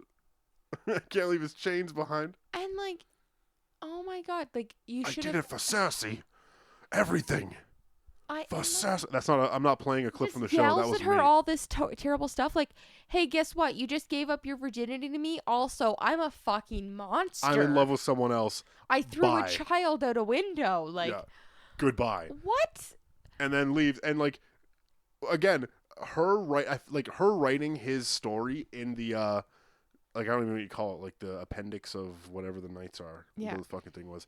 It was heartbreaking that nothing had been put in his for so long. Because people were just like, fucking Jaime Lannister, like, killed a fucking king. Like, it's the last. Yeah. Like you can almost see it, like on a bathroom stall graffiti. Like, all these things, like, killed the fucking king. You know? Like, Exactly. so then she puts in all this other stuff of, like, all the great things he did. That's a really beautiful moment. It was. And, like, I would even, like, again, I don't use that word a lot, but, like, that was a beautiful entry into that book. Like, it was well written. It wasn't even like, here's all the things he did. Like, Died it was protecting his queen. and like she accepted that and clearly was hurt by it, but was like, at the same time, to me it was like, that's the person she loved, is somebody who is that loyal and, you know, has those morals similar to her, even though they weren't aligned to her. And what would have made, like, you could have done everything, had, you know, have that moment of them out in the rain by the horses. But rather than him yell all this stuff he's done, like, say, like, she's my queen. I have to try, you know, I have to try to protect her from the inevitable death that will come if she doesn't surrender. And I know she won't surrender unless I convince her. Like, I love you, but I romantically, but she's still my sister and she's still my queen. And this is something I need to do because I can't break my oath as a Knight's Guard again. Yeah. That would have been so satisfying for the two of them, because Brienne would have understood. And heartbreaking. You could have had them kiss. You could have, you know, like, it wasn't their time to be together. Yeah. You know, and Brienne they would never have their time. Brienne would understand. Jaime would ride off. Like, but nope. That's what I'm going to pretend happened. I've just decided right in this moment. That's what happened between them. Yeah. Okay. So now I want to get into the rapid fire ones. So when I give you these names, I want you to say 3 things you liked, 3 things you didn't like. Okay? Oh, and like, you know, summed up points, not like giant paragraphs per one. Okay? Okay. Here we go. Varys, played by Coneth Hill. 3 things you liked about Varys and his story. You gotta answer rapid fire, Nicole. Oh my God, this is so hard. Want me to go first? Yeah. Okay. I like that he was always true to, like, the whispers in the stories. That was what he believed. He didn't believe other people's shit. I like that. He was, you know, he knew his info and he relied on his info. I liked that he wasn't above being like, we need to kill this bitch because I've seen this shit before. You know, like, he wasn't that level of, like, oh, it's our queen. Like, he was the first one to be like, this is fucked. Like, this is all fucking bad. We need to do something now. And I liked that he was willing to die for it. He wasn't a fucking scared bitch in the end. I don't like that he died. I don't like that at the end of the episode they're like, oh, we need a new Master of Whispers. Psych, you're never going to fucking get one better than that. He literally spent his life curating that, and you fucking let him burn alive. That was dumb. I'm pretty sure it was a position invented for him. Yeah, because he was that fucking good about it. And I didn't like that nothing ever went anywhere with him relating to, like, other eunuchs and, like, other shit like that. Like, not that it was a big part of his life, but, like, I just would have expected it to be, like, even if his, like, last go was, like, again, I'm thinking of, like, a really shitty fucking, like, no balls joke or something like that, which is not what I mean it to be, but just, like, you know, he was a person. Like him and the Unsullied or something. Yeah, like, they were people that were, like, thought of as lesser because of something that happened to them. And, like, you know what? As I'm saying this, what about the fucking fact that his whole reason for being mutilated was that fire priest cutting off his balls and throwing in the fire, and then a voice speaking to them? Where the fuck does that go? Yeah, there's a lot of unanswered The God of Fire, cool. So he experienced the God of Fire too, but, like, nothing ever comes of it. Why the fuck not? Like, that shit. So there's my 3. Okay, I liked that Varys always had the best interest of the realm at heart. He wasn't out for his own gain. And Unless he could actually make money along the way. Yeah, like he definitely had a lavish lifestyle and whatnot, but like he was always looking out for the good of the realm, even though even if it meant sacrificing good people like Ned Stark along the way, which is kind of fucked up. And he was willing to die for that conviction. I like that he kind of realized he couldn't just sit back and play with the strings and be subtle like he had been in the past, that things were a little more dire than that, and like he needed to act now. And I liked that we got to see so much of him and Tyrion's relationship this season. Yeah, like they were intellectual equals. I like that. I didn't like that he died. I didn't like the scene of him like writing letters in his room by himself and then getting discussed. Like, that didn't seem like his normal self. No, he's smarter than that shit. He's smarter than that. And like, how are you sending those out? No, I agree. Show us him writing those in the Dove room or what, like in a secret Dove room he has. Or yeah, not just in his room where like anybody could show up. All right, so there's 3 good, 3 bad. Yeah. Okay. The Hound, Sandor Clegane, played by Rory McCain. I loved the scene between him and Arya. I loved all the when he had given up on fighting and sees Arya fighting and joins the battle again, was like, oh my god. Yeah. So moving. I love that he talks Arya out of revenge and to getting herself to safety in King's Landing. And I love that we got Clegane Bull. Yeah, short-lived, but it was pretty good. Yeah. And I think it was everything we could have hoped for. I don't think he was going to walk away from that and us be satisfied with the ending, because he would have then just been living with the grief that he killed his brother. Yeah. I know this is a fourth, but I really liked in Clegane Bull that he's like, what have they done to you, brother? Like, as much as you've made me a monster, they've made you a monster now. And like that kind of like sympathy moment. I didn't like that he died though in fire. Like he died in a way that would terrify him. But I think that was the point, was he wasn't afraid anymore. Yeah, which I guess is kind of poetic. But still fucked up way to go. Or he overcomes his fears to do the right thing. I agree. It's fucked up. Maybe I'll just believe he died of impact. Yeah. He died as the mountain crushed his head on the way down. Yeah. Much better. Okay, up next. Unless you have another thought.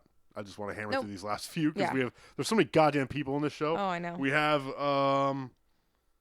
we're gonna get through 5 more people, and then it starts getting to people I do not fucking care about. So we'll call it there. Next up, Bronn, played by Jerome Flynn.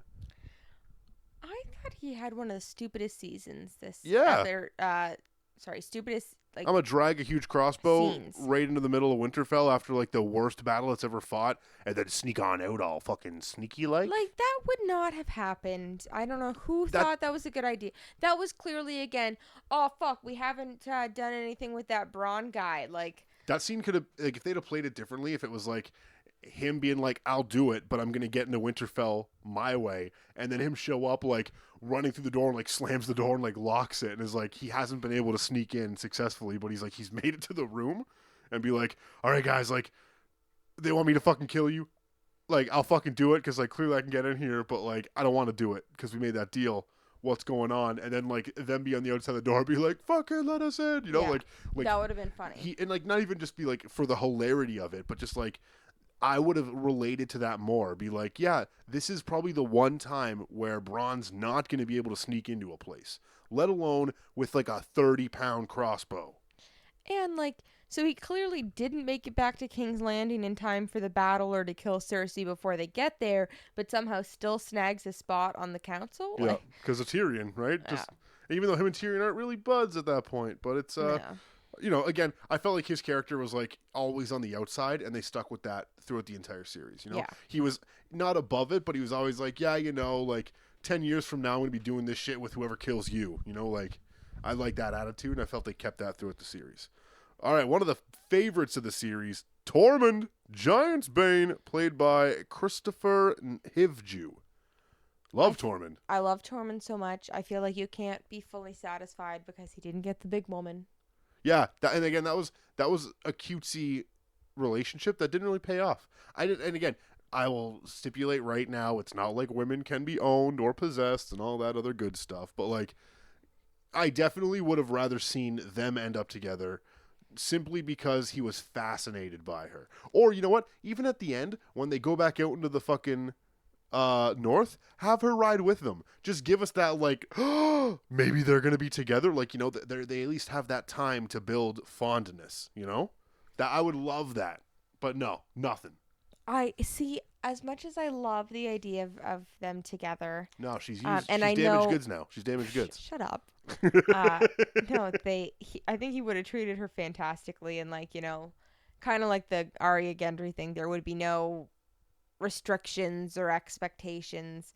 Well, to a certain extent. Heyo, sounds like a fucking wildling relationship. Yes, because he wants her for her physicality, not because it's not in the typical beauty sense of most people, but he wants her just for the way she looks and to have giant babies with. But I think that's a big thing, is she was never seen as the stereotypical beauty, and to him he's just like, that's the most beautiful woman I've ever fucking seen in my life. Yeah, like, you have these women over here, this is nuts. And it's like everyone else is like, nah, she's kind of big and like manly, but to him he's like, that's so fucking hot. Like, I love that idea where he is so manly, he is attracted to manly quality, and not like you have to be a man to do that shit, but yeah. you know what I mean. In that world, it's like, that's fucking hilarious. And he's like, you hunt, you kill people, like you could fucking like bench press me, like that's so fucking hot. Like, I like that.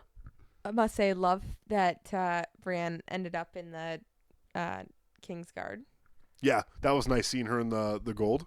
Yeah, that was really satisfying. And Podrick too, the tripod. They're together forever. He's the one person just fucking killing it in King's Well, Landing now she can get some good dick from him on the side. So no, she trained him and he trained her. Yeah. With swords. Sword play joke in there somewhere. Okay, one of the last three I want to talk about. Gendry, played by Joe Dempsey. What'd you think of Gendry? I thought he was going to be named king at the end.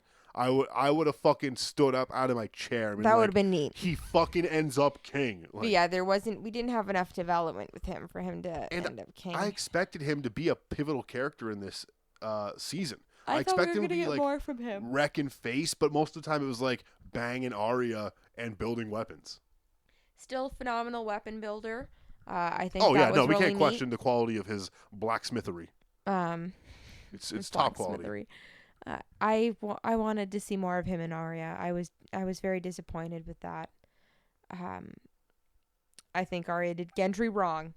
But yeah, I love Gendry. I was so happy to see him back. I wanted more with him. Keep up the great blacksmithing. All right, Grey Worm, played by Jacob Anderson. What'd you think of Grey Worm? I think he served his purpose. I think he served his purpose. I think it was heartbreaking to see the grief that he had over losing Missandei, whatever we're going to... If that's how you feel, you need to look at his IMDb picture, because he is like the happiest fucking person I've ever seen in my life. Look how happy and just charming he looks. Literally so happy. And he's fucking Grey Worm. Go look at it. IMDb. He also Jacob makes Anderson. music. I listened to a song. It was very nice. Oh. I wanted to listen to more, but I didn't have time. Well, good to know. Shout out to Jacob Anderson's music.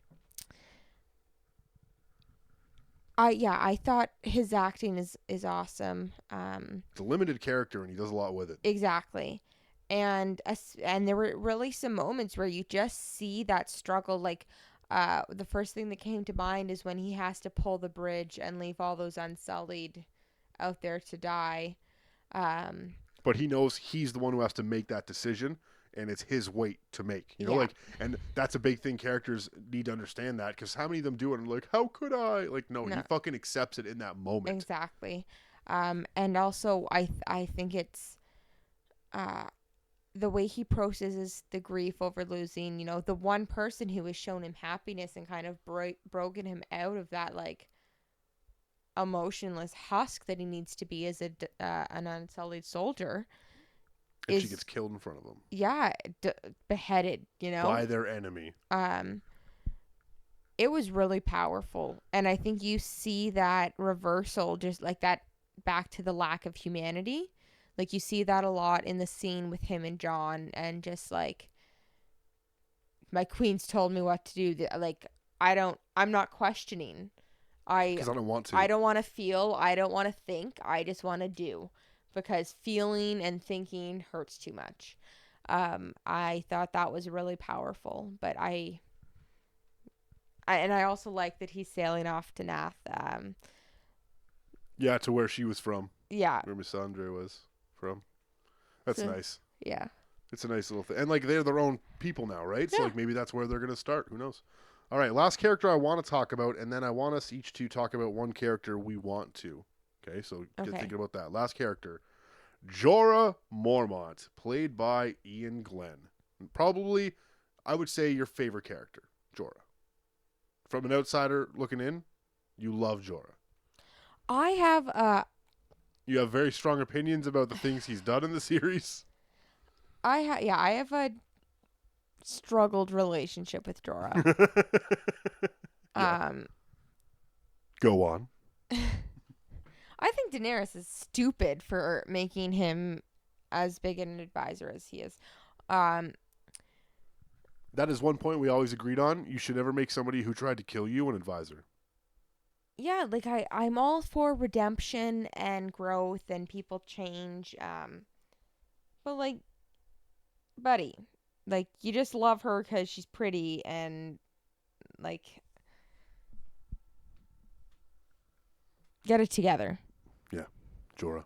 But he had a lot of great moments. No, he did have a lot of great. So I would say Jorah is one of the people who grew the most in this series. And he went out doing what he wanted to, like defending Daenerys, and like right to the end. Like, at the start, he is such a flawed person.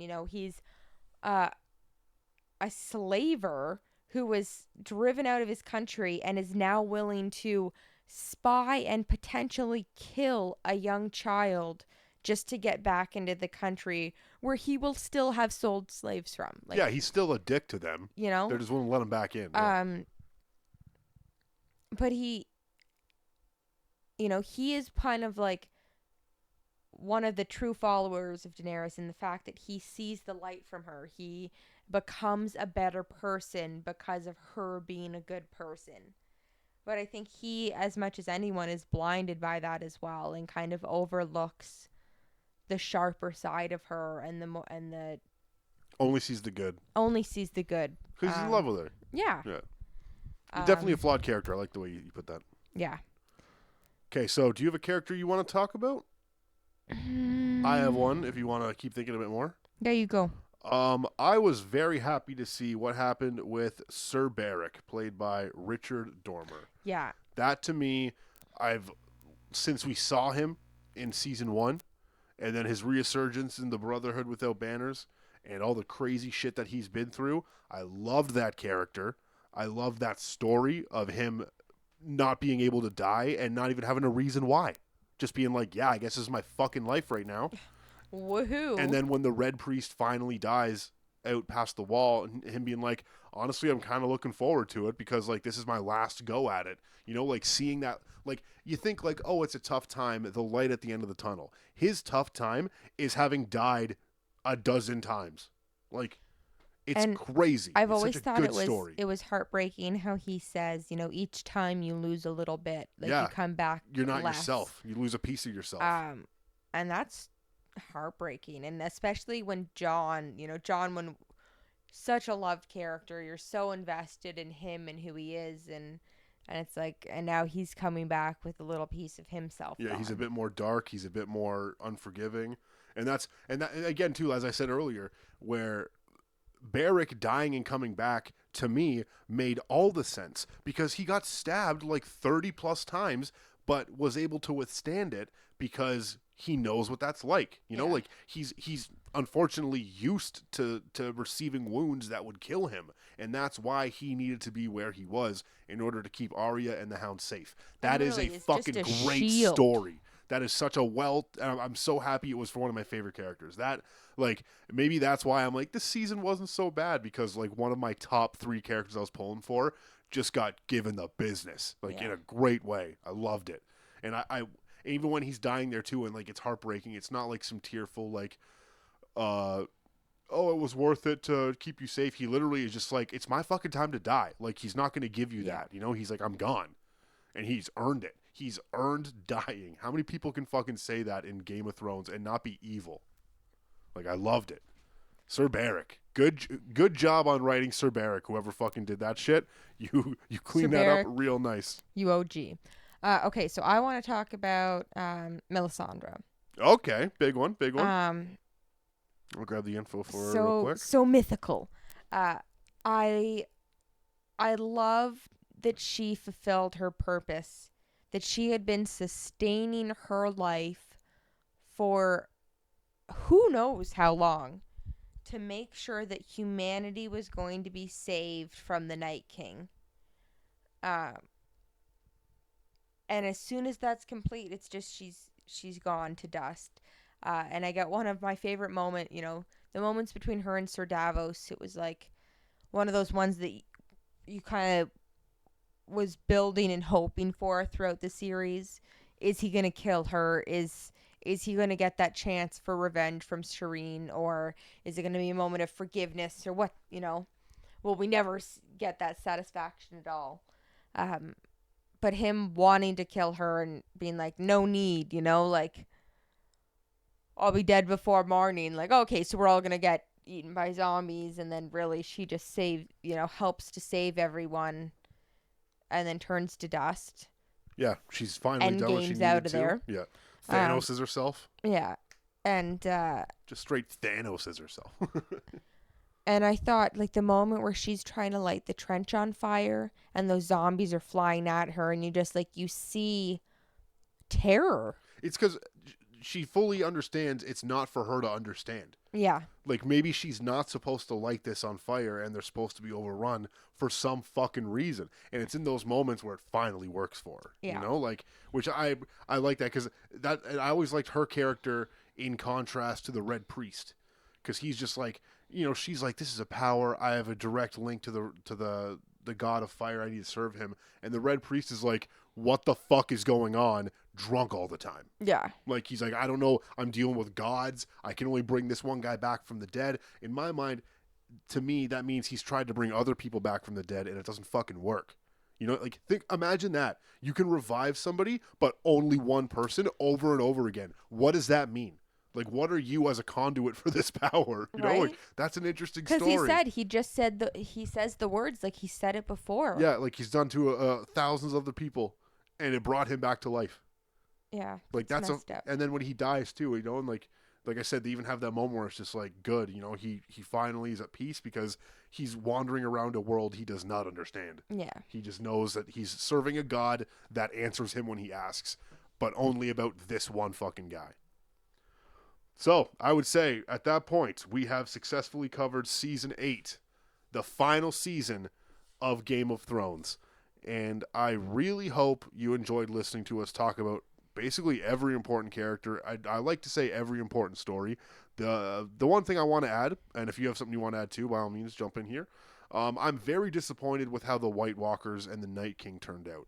I was hoping that was going to be the true Game of Thrones. Is like, we're all paying attention to this political board game going on. In reality, this is the problem, and none of you paid enough attention and cared enough, and now everybody's dead. That's how I saw the show going. And even when they killed the Night King, I was like, that can't be it. There's got to be, because, like, what about all those symbols that we saw from, like, the first episode of season 1, where they find, like, the weird, like, the limbs and shit in the woods? We see that again in season 8. What does that mean? Is that just their fucking symbol to freak people out? And why set up your, like, elite squad of Iceman and they do nothing? And also, what?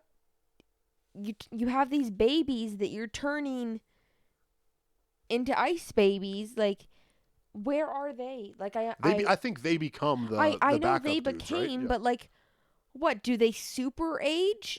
Yeah. Do you have some teenaged Ice like Kings, ice people? Like, Ice Teens. yeah, you know what I mean? Like I have a lot of questions. I felt like they set up so much and there wasn't enough payoff. It was wrapped up too quickly. And I thought even when they killed the Night King and he exploded, I thought that those like backup dudes were gonna be like a buffer. You know, it's like you killed the Night King, but that doesn't mean all the skeletons stop. Yeah. You know, I thought that was going to be like, oh shit, he's accounted for this.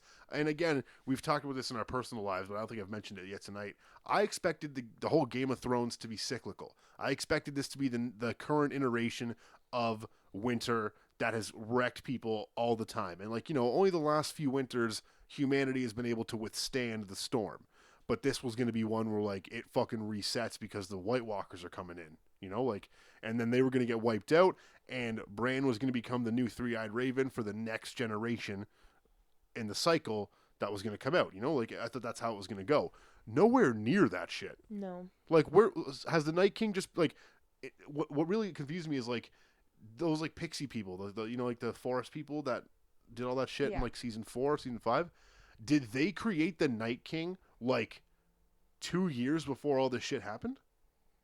They showed the creation of the Night I know, King. but they show him jabbing him with the dragon glass and he turns into the Night King.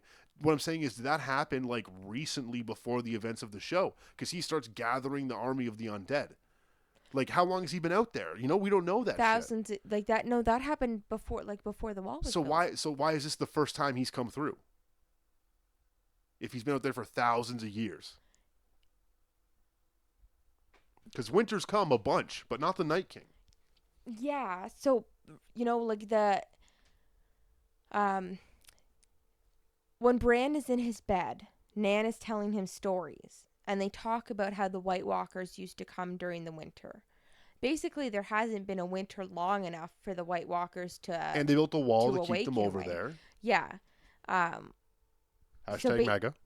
Basically, it's been hundreds of years since there's been a winter and where there's been magic in the world. That's what I mean, yeah. And a winter long enough for the White Walkers to be active again. So the Night King's been fucking shit up for years, and they just didn't really believe in him recently.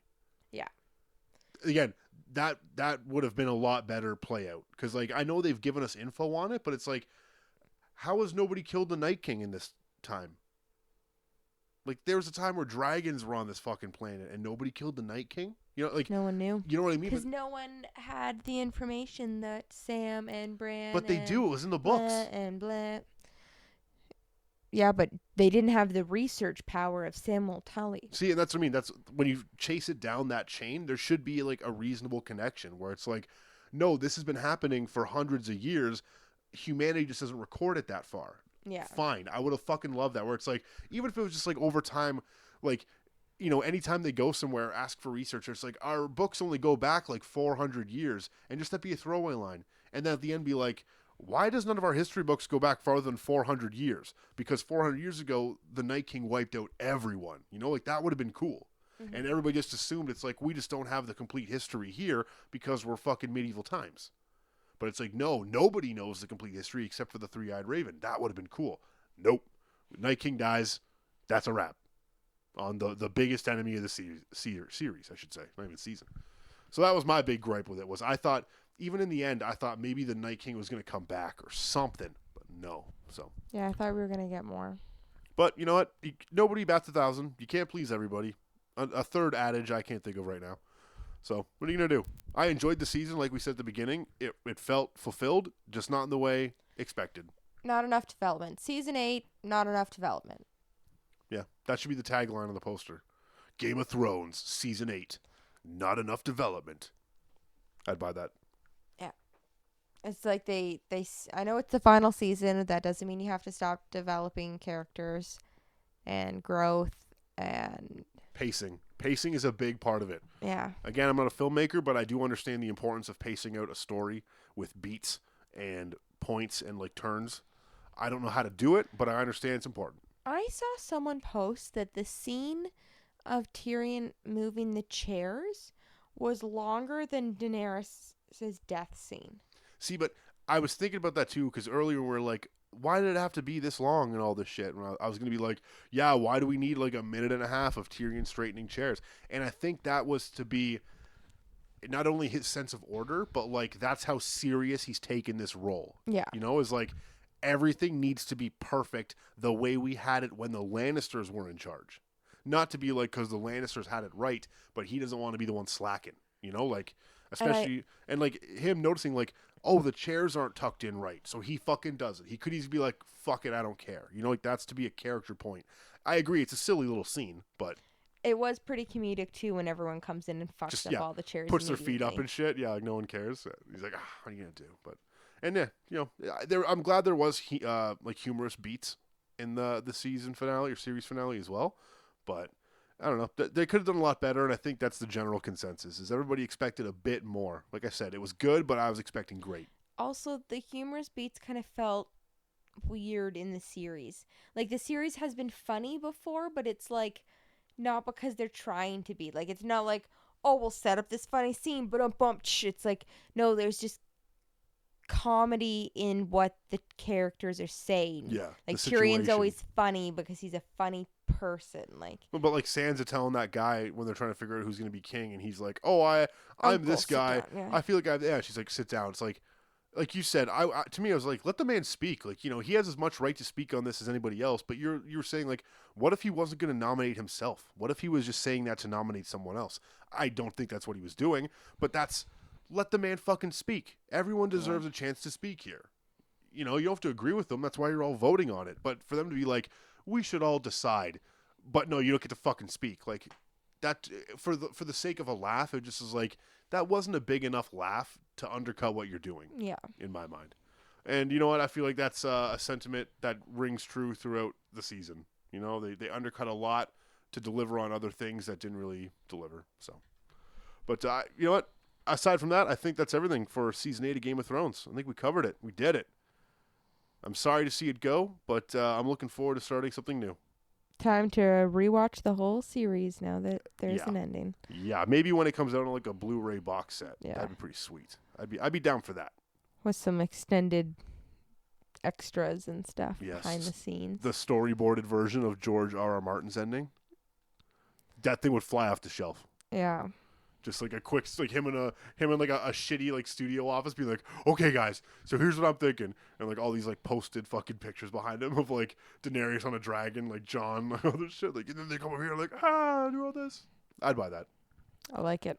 So next series we're gonna be doing, it's kind of a draw right now, so I don't fully want to say what it's gonna be because we have one series that's almost finishing, and I'm very excited to talk about it. And we have another series we're about to start that will probably power through fairly quickly. So it's going to be one of these two, and it's going to be in the next couple of weeks.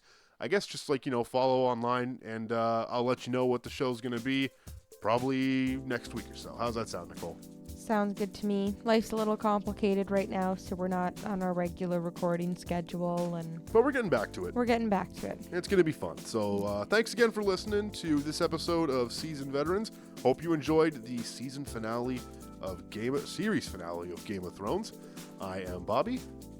I'm Nicole. And have a good one. Thanks for listening. Our watch has ended, and so is this podcast.